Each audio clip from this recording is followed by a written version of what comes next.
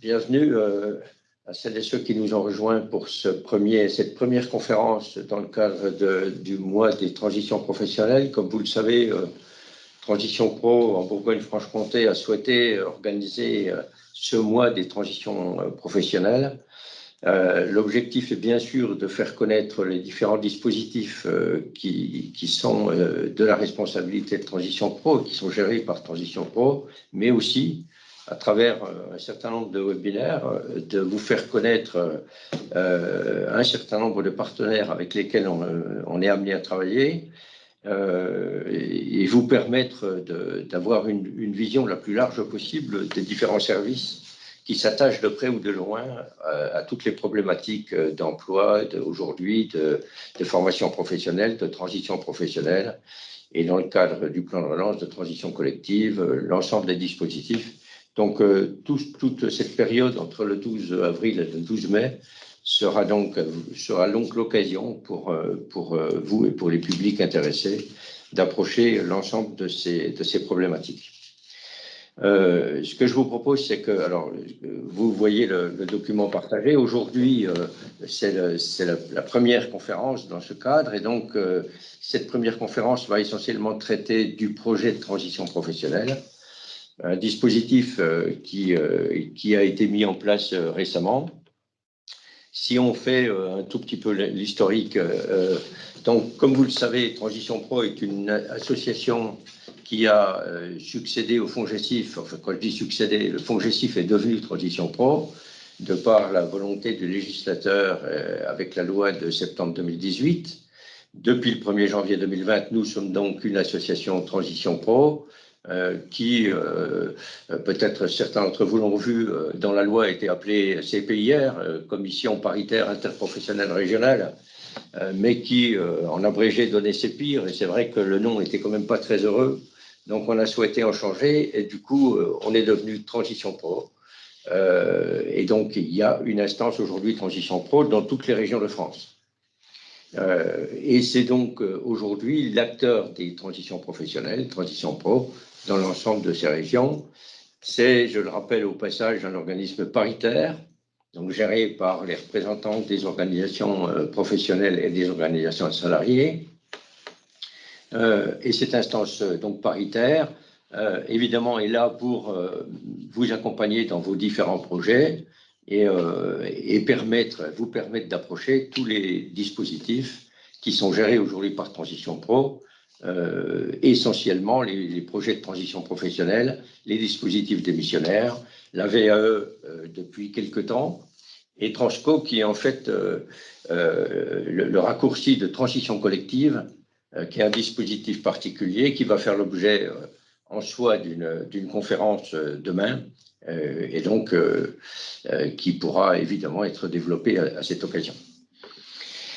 Alors d'abord, peut-être pour introduire une petite vidéo, si toutefois vous la voyez, j'espère que vous la voyez. S'il y a difficulté, n'hésitez pas à nous le dire. Une petite vidéo pour introduire le sujet.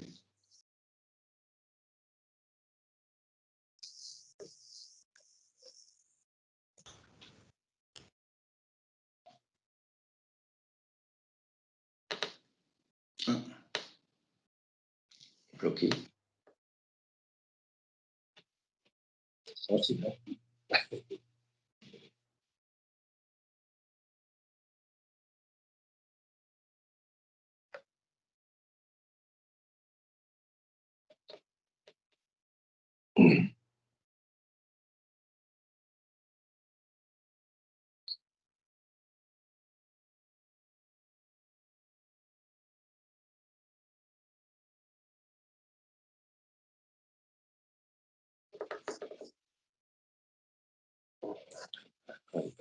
Je débloque parce que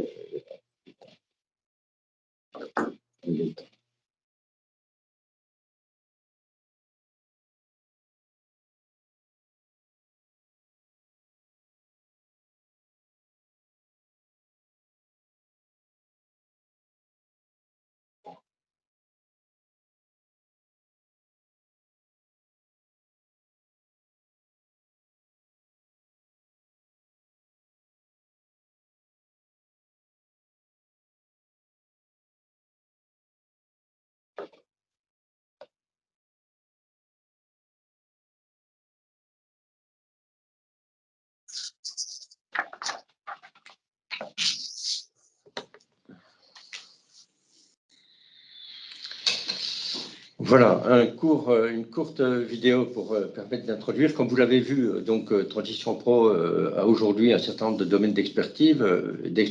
Vous les avez vus dans la vidéo, auxquels s'ajoute donc la gestion des différents dispositifs que je vous ai cités précédemment. Donc, on va rentrer un peu dans le vif du sujet par rapport aux dispositifs de transition professionnelle. Et dans un premier temps, juste peut-être ce qui peut être un rappel, mais qui garde quand même son importance par rapport au sujet CPF. Vous savez que le compte personnel formation est un dispositif qui aujourd'hui est accessible, y compris sur les téléphones mobiles, hein, puisqu'on a une application qui permet d'y accéder directement, ce qui permet d'ailleurs aux personnes de pouvoir gérer directement à la fois leur demande de formation, à la fois de vérifier où en est leur compte, etc. Hein. Donc, on a un accès facile. Ensuite, il faut aussi ne pas perdre de vue, et malheureusement, on a encore beaucoup de gens qui sont en retard par rapport à ça. L'abondement du compte CPF passe par deux impératifs. D'abord, bien sûr, il faut l'ouvrir, hein, et on a encore des gens qui ne l'ont pas ouvert.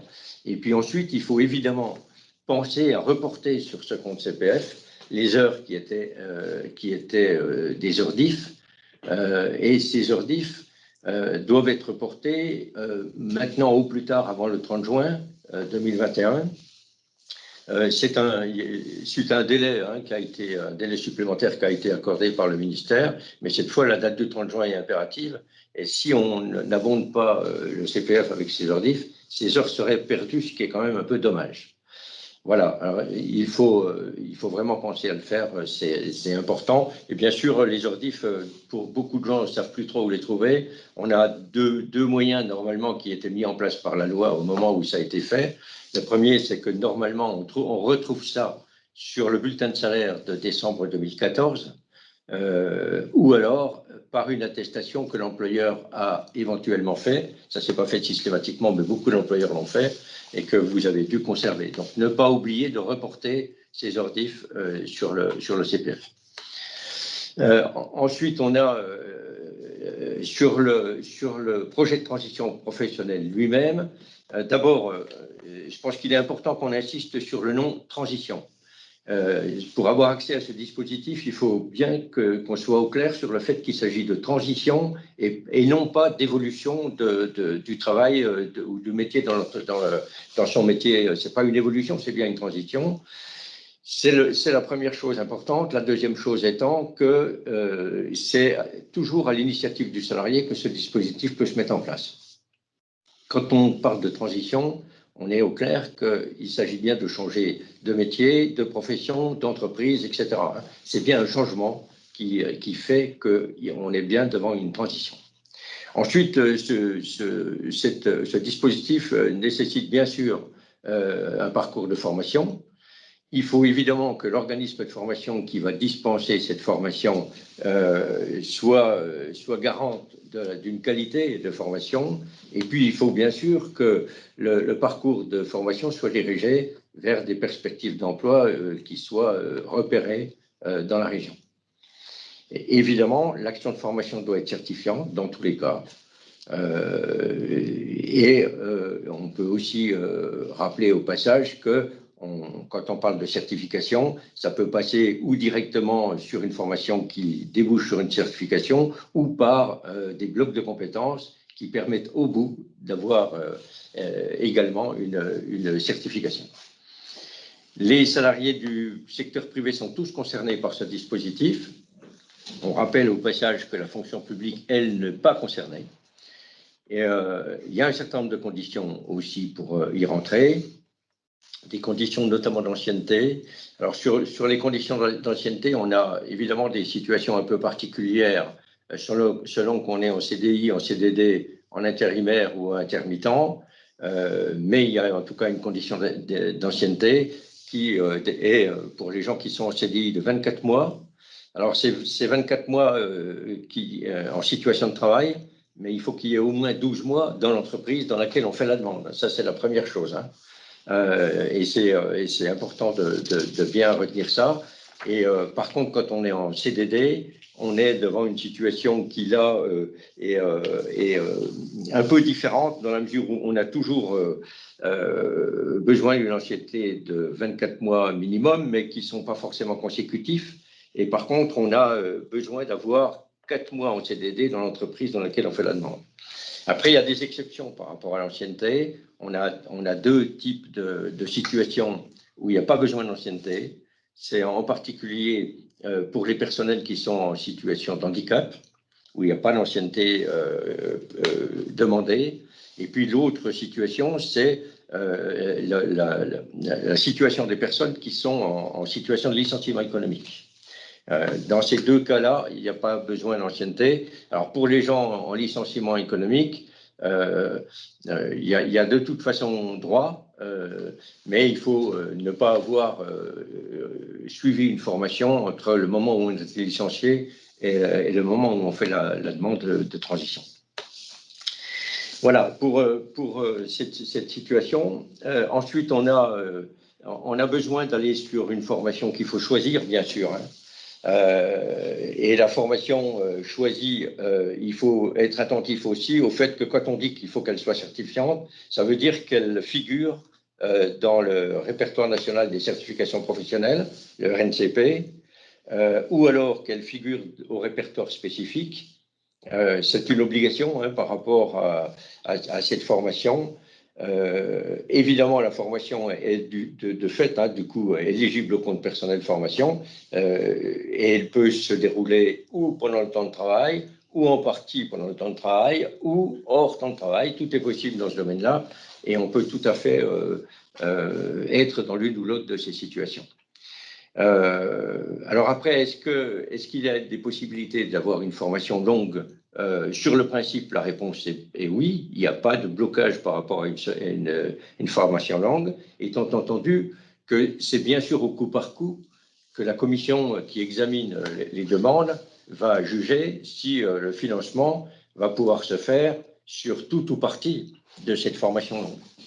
En règle générale, en tout cas, sur le principe, il n'y a pas de difficulté pour recevoir une demande qui propose une formation de longue durée. Voilà, alors évidemment, il faut une autorisation d'absence pour l'ensemble du parcours. Et ce qui est évidemment bien, c'est aussi d'avoir un devis pour la durée de la formation. Quand on disait tout à l'heure qu'on pouvait avoir accès, notamment par son avec le portable sur les organismes de formation, ce qui est intéressant aussi, c'est peut-être de pouvoir recevoir plusieurs propositions qui permettent de faire son choix, de choisir son organisme de formation. Tu finis ou on prend les questions au fur et à mesure? Ah, s'il y a des questions, on les prend. Donc, Nathalie Candas nous a demandé, quand nous sommes en maladie professionnelle, peut-on faire la demande auprès de notre employeur? Alors, quand on est en situation de maladie professionnelle, on est en situation de suspension du contrat de travail, mais on est toujours en contrat de travail. Je pense que la demande peut être faite.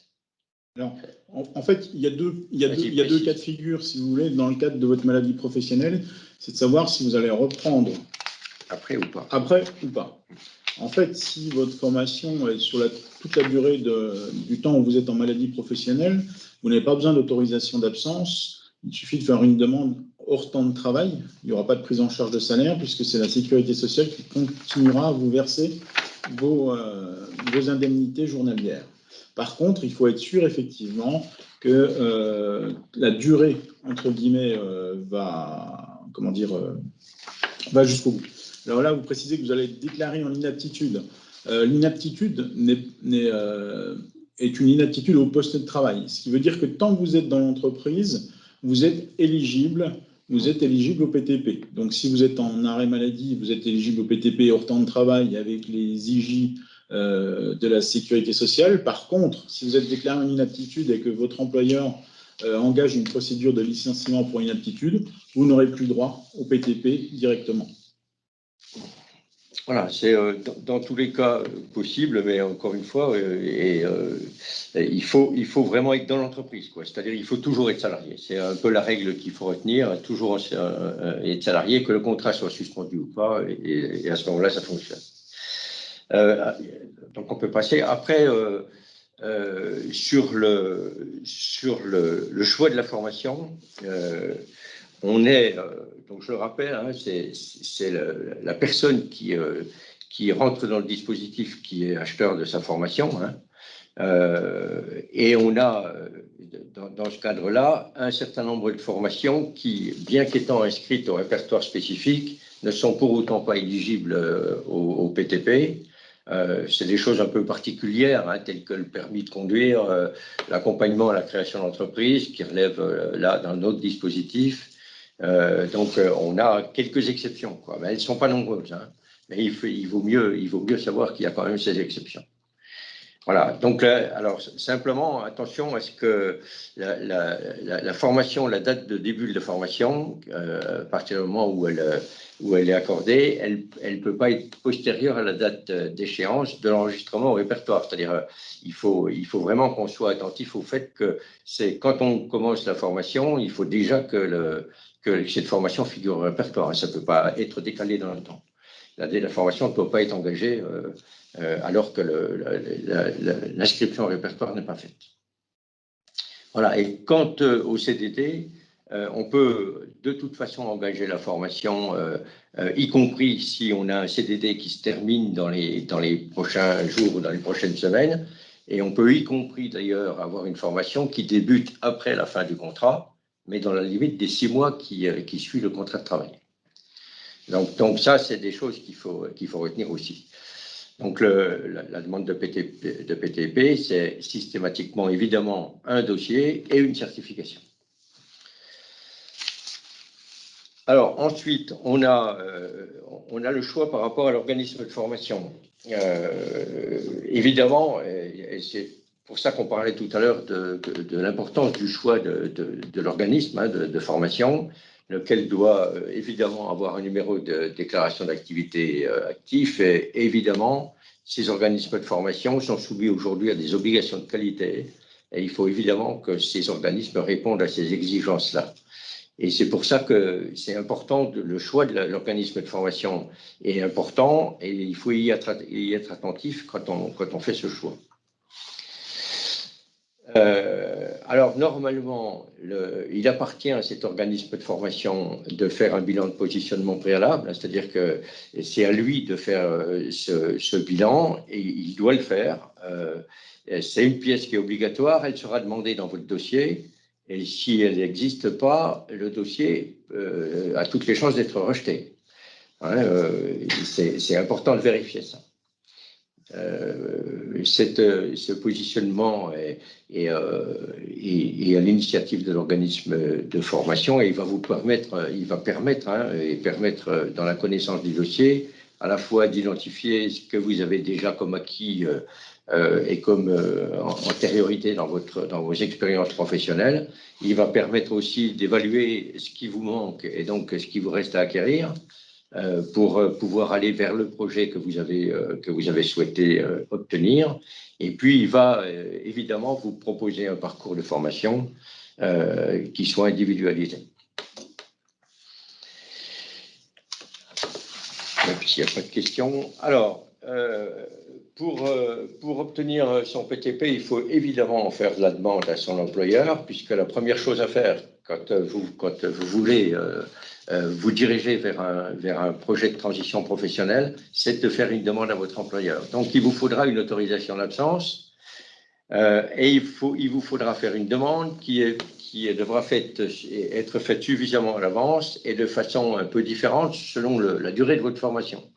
Autrement dit, si votre formation dure moins de 6 mois, vous devrez faire votre demande au plus tard 60 jours avant l'entrée en formation à votre employeur. Si la formation dure plus de 6 mois, ce sera 120 jours avant. Donc, c'est attention à ce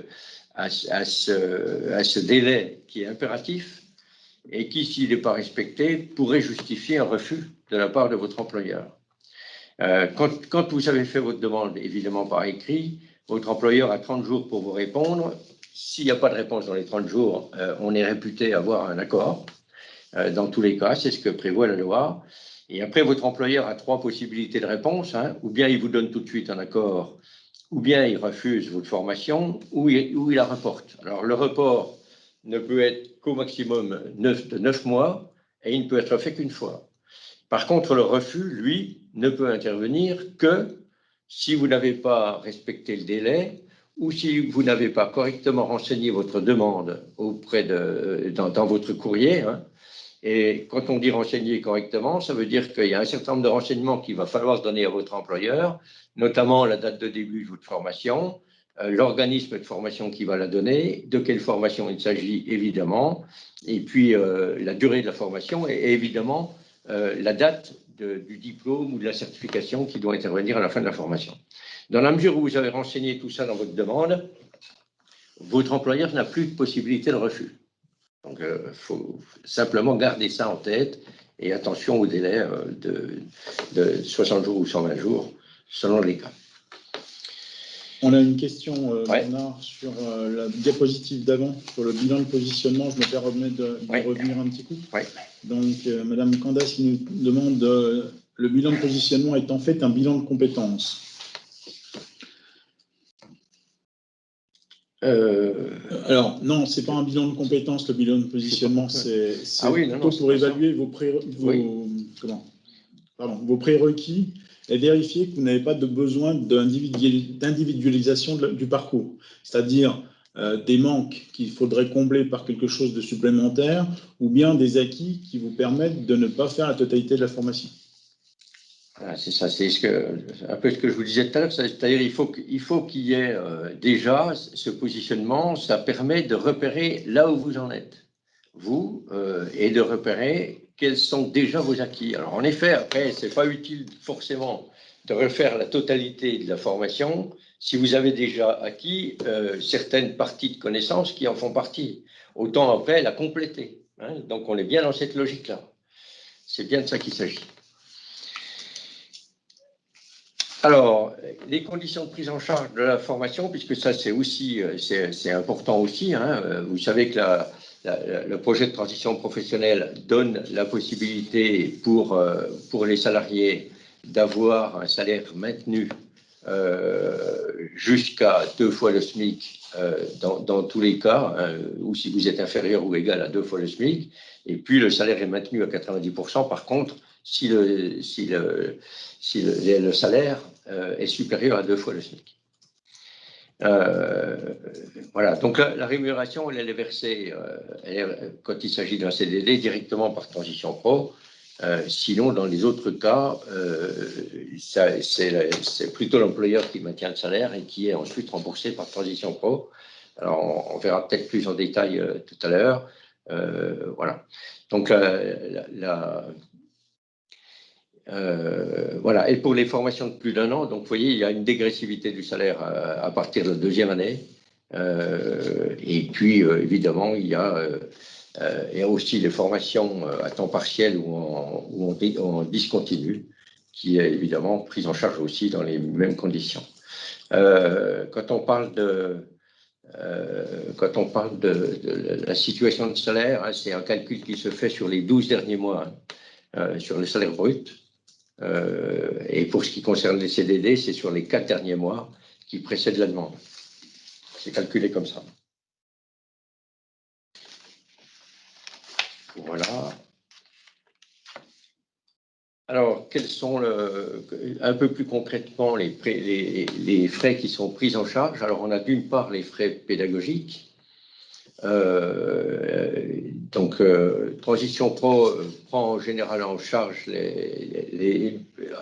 ou en partie des frais pédagogiques et les frais de validation des compétences. Vous voyez la limite, hein, les limites de prise en charge, il y a 3 règles qui se cumulent en fait pour une prise en charge. Un plafonnement du coût pédagogique total, donc on est à 18 000 € hors taxe. Donc là, c'est le plafond. Ensuite, on a un plafond par rapport au coût horaire qui est de 27,45 € dans la situation actuelle, toujours hors taxe. Et puis... Laissé à charge. Oui, elle est laissée à charge donc, pour les salaires supérieurs à 2 fois le SMIC. Donc ça, c'est, voilà, comme on le disait tout à l'heure, hein, au-dessus de 2 fois le SMIC. Et puis, il y a les frais annexes. Donc, les frais annexes, ben, ça peut être ou bien les indemnités kilométriques quand il y a des déplacements, ou bien les heures en centre ou en PAE qui sont remboursées sur justificatif, évidemment, quand on présente le dossier en commission. Voilà, globalement, il y a quand même une prise en charge qui est relativement importante, globalement sur les dossiers. Voilà. Alors, maintenant, c'est vrai qu'actuellement, c'est aussi un avantage et ça facilite sans doute les choses. Hein. Les dossiers sont aujourd'hui complètement sous forme dématérialisée. Hein. Donc, ça veut dire que vous pouvez aller récupérer les dossiers sur le site internet de Transition Pro. Les remplir en ligne directement. En ligne, oui. Ouais. On peut les remplir directement en ligne, donc ça facilite beaucoup les choses. Et ça permet surtout de gagner du temps. Une précision là-dessus, oui. Une précision à apporter, effectivement, c'est pas la date de création de votre espace et de votre dossier qui compte, c'est bien la date de dépôt. C'est-à-dire qu'une fois que vous avez tout rempli, et vous voyez, il y a 3 volets. Je pense qu'on va revenir un peu plus en détail après, mais volet bénéficiaire, volet prestataire de la formation, c'est l'organisme de formation, et le volet employeur quand on est dans le cadre du PTP sur temps de travail. Et ces 3 volets, une fois remplis, vous permettent de valider votre dossier. Et la date de dépôt, c'est la date de validation de votre dossier et non pas la date de création dans notre espace. Faites attention à ça, il faut un certain temps pour le remplir. Voilà, et ce qu'on peut peut-être signaler aussi, qui peut avoir son importance, c'est que c'est important que les renseignements des 3 volets soient fournis un peu en même temps. Hein. C'est-à-dire il n'y a qu'un envoi, quoi. On n'envoie pas les choses avec des temps espacés entre. Hein. On essaie de faire en sorte que la demande de financement, le volet employeur avec les renseignements qui sont demandés et le volet prestataire de formation soient envoyés tout en même temps, ce qui permet d'envoyer un dossier complet et de gagner du temps. Hein, parce que voilà, ça évite de perdre du temps, qui est déjà bien assez important comme ça quand on est demandeur. Alors, les points de vigilance, donc c'est ça, hein, vous voyez le dossier complet, donc attention à ça. Vous avez la possibilité d'aller récupérer sur le site internet de Transition Pro un certain nombre d'aides qui vous permettront de rentrer, d'avoir tous les détails par rapport à la façon de procéder. Donc, il ne faut pas hésiter à aller sur ce site qui vous aidera. Et bien sûr, le fait qu'on ait des dossiers dématérialisés, ça n'empêche pas qu'il faut évidemment prendre contact avec l'organisme de formation. C'est quelque chose qui est évidemment utile. Et puis, aller régulièrement consulter votre espace de façon à voir comment le dossier avance. Essayez, dans la mesure du possible, alors c'est même plutôt indispensable dans le cadre de votre projet, d'avoir un certain nombre de pièces justificatives. Alors, c'est beaucoup vrai, c'est pas pour rien si on l'a cité là, par rapport à la situation de métier, par rapport à votre projet.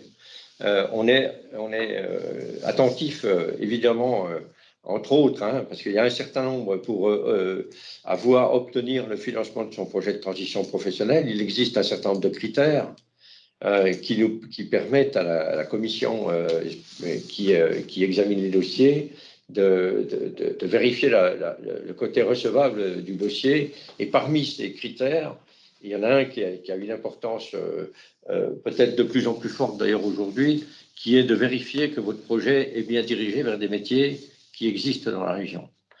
Il faut vraiment être attentif à ça et essayer de vous donner toutes les chances de réussite quand vous allez sur un projet de transition professionnelle. Alors ensuite, la commission technique d'examen des dossiers, c'est celle dont je viens de vous parler, on l'appelle commission d'instruction. C'est une commission qui se réunit chaque mois. Et alors on peut trouver le calendrier, mais à la limite, ça peut aider, une fois qu'on a le calendrier, à vérifier dans quelle limite de temps il faut déposer les dossiers. Et bien sûr, cette commission, elle a un certain nombre d'impératifs. D'abord, évidemment, elle ne peut prononcer une acceptation des dossiers que dans la limite des fonds dont elle dispose. Il est évident que on ne peut pas faire au-delà des financements disponibles. Et comme je vous le disais, il y a un certain nombre de critères. Alors, il y en a 4 qui vous sont cités là, qui est évidemment la pertinence du projet professionnel, qui est regardée à travers un certain nombre de critères. Il y en a 10, hein, mais notamment la cohérence du projet de transition professionnelle, qui est bien un projet qui est destiné à changer de métier, de profession, d'entreprise. Ça, c'est une vérification qui est évidemment faite. Derrière, il faut qu'il y ait aussi une pertinence du parcours de formation et des modalités de financement à l'issue de l'action de positionnement préalable. Donc, dans quelle situation vous étiez? Est-ce que le parcours que vous avez choisi a une pertinence avec cette situation, etc. C'est des choses qui sont évidemment vérifiées. Et puis, comme je vous le disais tout à l'heure, les perspectives d'emploi à l'issue de l'action de formation et les perspectives d'emploi dans la région dans laquelle la demande est faite. Ce qui paraît un peu logique. Alors, il peut y avoir, si ces critères ne sont pas pertinents par rapport à la demande, il peut y avoir refus de la commission, bien sûr. Mais s'il y a refus de la commission, vous avez des voies de recours. Alors, il y a évidemment la possibilité de faire recours. Et vous pouvez déposer une demande de recours auprès de Transition Pro, qui a une commission de recours, hein, qui réexamine la situation dans la mesure où elle est saisie. Voilà. Ensuite, alors, juste un mot peut-être pour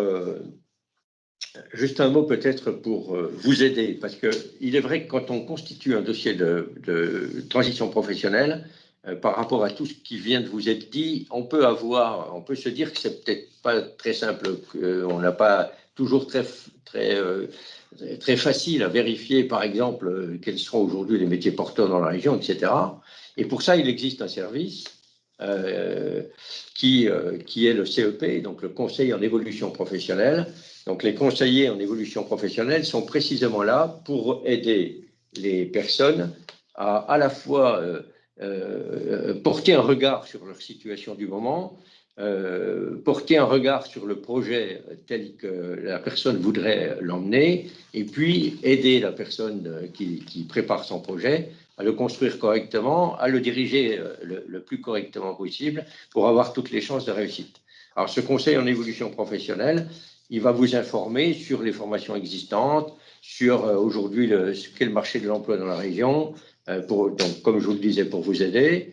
Il va évidemment essayer de vous emmener et de vous accompagner tout au long de votre projet, de façon encore une fois, à vous donner toutes les chances de réussir dans la préparation du dossier et dans le projet qui est le vôtre. Et l'objectif étant bien d'essayer de réussir cette transition qui vous permet de passer d'un métier à un autre ou d'une entreprise à une autre. Ces conseillers en évolution professionnelle, on les trouve dans la région un peu partout, parce que en fait, alors je ne sais pas si on les a cités là, mais on peut les citer, hein, puisqu'il y a aujourd'hui dans la région 5 organismes qui se situent comme conseil en évolution professionnelle. Vous en saurez plus là aussi en suivant les conférences qui sont spécialement dédiées au conseil en évolution professionnelle. Mais simplement, sachez que ces instances-là vont essayer de vous aider tout au long de votre construction et de votre projet. Je ne rentre pas dans les détails là, simplement peut-être vous citer les 5 opérateurs qui aujourd'hui existent dans la région. Il y a Pôle emploi, il y a Cap emploi, il y a l'APEC, les missions locales, et il y a le CIBC qui est l'opérateur privé qui en particulier suit plus spécifiquement les personnes qui sont dans le secteur privé, salariés du secteur privé. Voilà, pour aller vite là-dessus, mais encore une fois, il y a plusieurs conférences qui vont traiter de ce sujet CEP. Et donc, si vous voulez en savoir beaucoup plus là-dessus et quel type de service ils peuvent vous rendre, je vous invite à vous y inscrire et à les suivre. Et n'hésitez pas à aller sur notre site internet où vous retrouverez toutes les informations qui vous ont été communiquées aujourd'hui. Absolument, voilà. Alors ensuite, vous avez ici, on va essayer de se garder un petit temps pour avoir un petit échange si vous le souhaitez, mais vous avez ici maintenant les renseignements nécessaires en cas de nécessité pour nous contacter. Donc vous savez que Transition Pro est à votre disposition aussi pour tous les renseignements utiles. Vous avez un accueil téléphonique, vous avez le numéro affiché là sur cette page. Et puis, il y a aussi un certain nombre de réunions qui se tiennent organisées par les conseillers Transition Pro et qui peuvent, à l'occasion de ces réunions, mais aussi, pourquoi pas, à l'occasion de rendez-vous, d'échanges téléphoniques, tous les contacts qui s'offrent aujourd'hui à vous, de pouvoir avoir des contacts avec nos conseillers et tous les renseignements pour vous lancer éventuellement. Voilà, ce que je vous propose, il nous reste un petit quart d'heure, c'est qu'on puisse prendre ce temps pour un petit échange ou d'éventuelles questions. Voilà.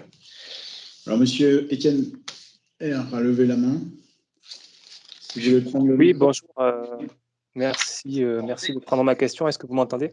Oui, on vous entend très bien. Merci. Dans le choix de l'organisme de formation, ma question est la suivante. Si l'on souhaite, par exemple, moi, je souhaite reprendre un master et pour augmenter mes chances que mon dossier soit sélectionné à l'entrée en master, je pensais requérir 2 organismes de formation différents, 2 universités différentes.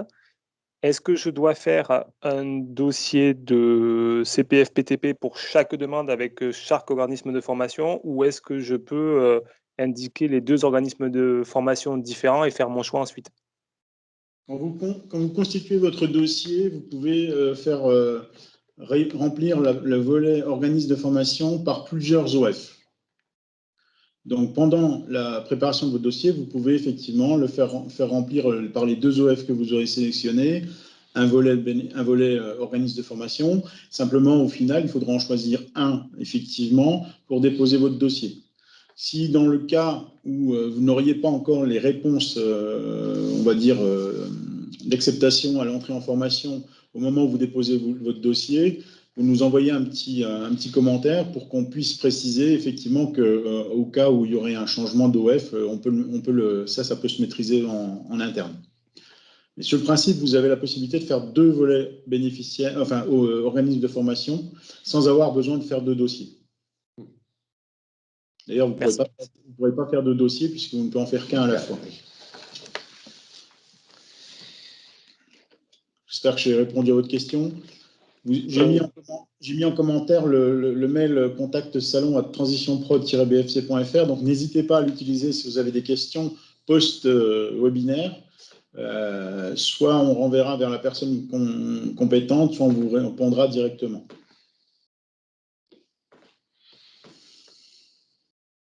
Voilà. Est-ce qu'il y a d'autres demandes de précision ou questions? D'autres questions? Alors, je n'ai pas dit tout à l'heure, mais je vais, comme il y a un petit creux, je profite pour le préciser quand même, hein, c'est qu'à partir du moment où vous avez un financement qui se fait sur un projet de transition professionnelle, évidemment, votre compte personnel formation va être vidé, tout ou partie, selon le coût de la formation, mais va être vidé. Hein. Ça veut dire que ce que vous avez sur votre compte personnel, évidemment, va être utilisé pour financer la formation du CPF transition. Je ne l'ai pas précisé, je pense que c'est utile de le dire. Oui, et je pense qu'il faut préciser jusqu'au bout les choses, c'est-à-dire que c'est la réglementation qui nous impose de ponctionner votre compte CPF. Absolument. En tout ou partie, c'est en fonction du coût de la formation, bien entendu, mais tout ou partie. Par contre, cet argent reste dans les arcanes de l'État, entre guillemets, ou de la Caisse des dépôts qui gère le CPF. Donc, ce n'est pas considéré comme un cofinancement de votre part. Juste pour une petite précision, effectivement. Hein, vous apportez votre compte, mais ce n'est pas considéré comme un cofinancement, puisque nous ne retrouvons pas l'argent derrière. Ah, ça ne vient pas en déduction de ce qu'on finance, nous. C'est en effet une précision importante. Voilà. Y a-t-il d'autres points, d'autres questions? De toute façon, nous restons à votre disposition. Ce webinaire, d'ailleurs, sera repris. Oui. Alors, deux possibilités. Vous pourrez le voir en replay parce que le webinaire est enregistré, mais il sera aussi repris 2 à 3 fois sur l'ensemble du mois. Oui. Donc, avec le même PowerPoint et les mêmes informations, mais si vous avez des questions que vous voulez poser à l'oral, vous êtes bien entendu les bienvenus. Il n'y a pas de difficulté. Est-ce que globalement, la présentation de ce projet de transition professionnelle vous a renseigné?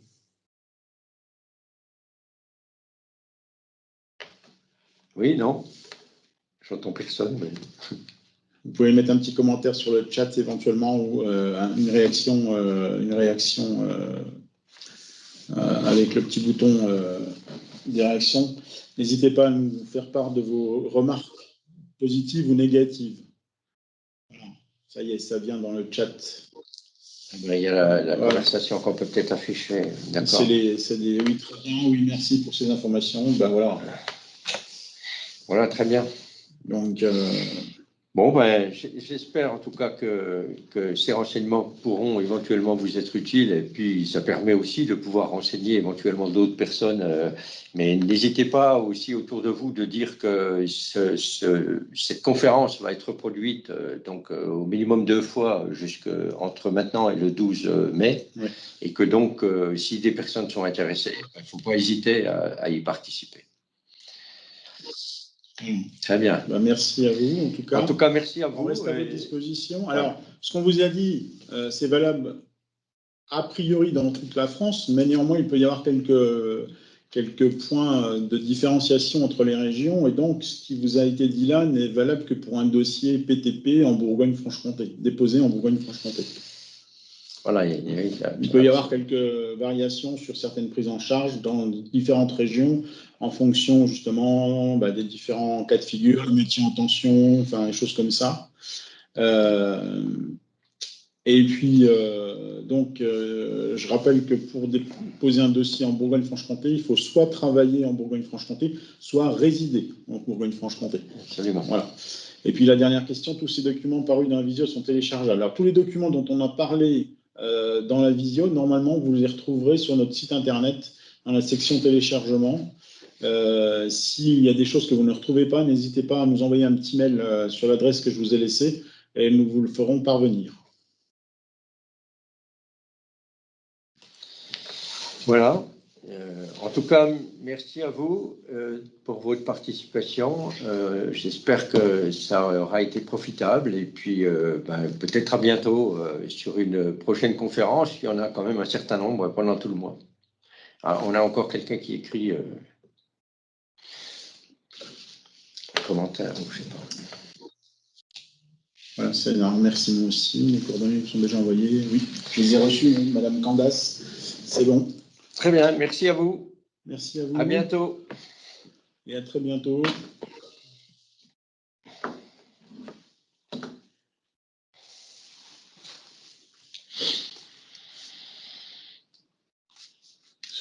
Madame Comte est toujours en train d'écrire. On va attendre. Ça marque. Merci. Merci aussi à vous, votre participation. Et à très bientôt. Voilà. Vous avez coupé l'enregistrement? Encore. Pas encore. Je le fais. Mais c'est tout commun.